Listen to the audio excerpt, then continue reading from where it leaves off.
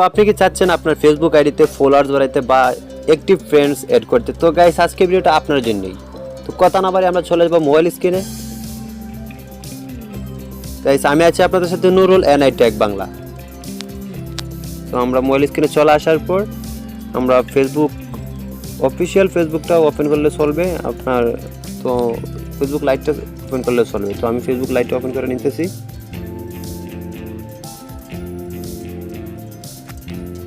নেওয়ার পর কি করবেন,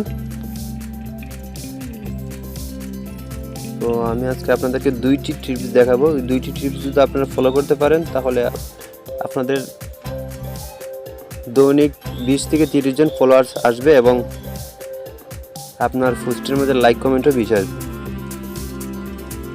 তো আমি প্রথম কি করব দেখেন, ওয়ার্ড পোস্টটা তো দেখেন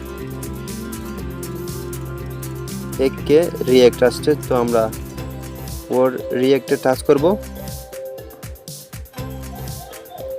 টাচ করার পর দেখেন ওর যতগুলো এড ফ্রেন্ড আছে তো আমরা একে একে তাদেরকে ফ্রেন্ড রিকোয়েস্ট পাঠাবো।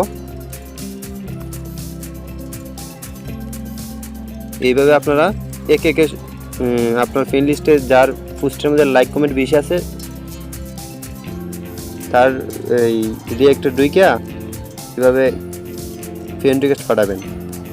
তো পাঠাই দেওয়ার পর কি হবে, আপনার এরা যারা লাইক কমেন্ট করছে তারা তো সবাই অ্যাক্টিভ ফ্রেন্ডস। তো আপনার পোস্টের মধ্যে তারা প্রতিনিয়ত লাইক কমেন্ট করবে। তো দ্বিতীয় যে টিপসটা দেখাইবো আপনাদেরকে,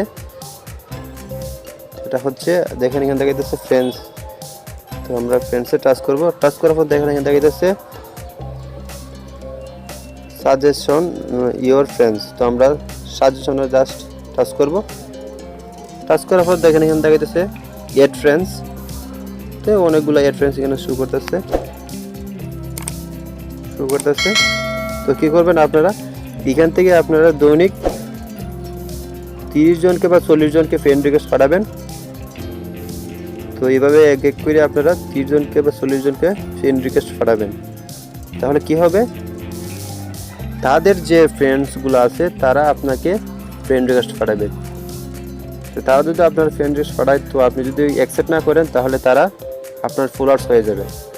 তো আপনি যদি 30 থেকে 40 জনকে দৈনিক ফ্রেন্ড রিকোয়েস্ট পাঠান তাহলে আপনার মিনিমাম দৈনিক 20 থেকে 30 জন ফলোয়ার্স আসবে। তো এইভাবে আপনার ফলোয়ার্সগুলো বৃদ্ধি পাবে। তো গাইস আজকের ভিডিওটা এই পর্যন্তই। ভালো লাগলে একটু লাইক করবেন এবং আমাদের চ্যানেলটি সাবস্ক্রাইব করবেন। ধন্যবাদ সবাইকে।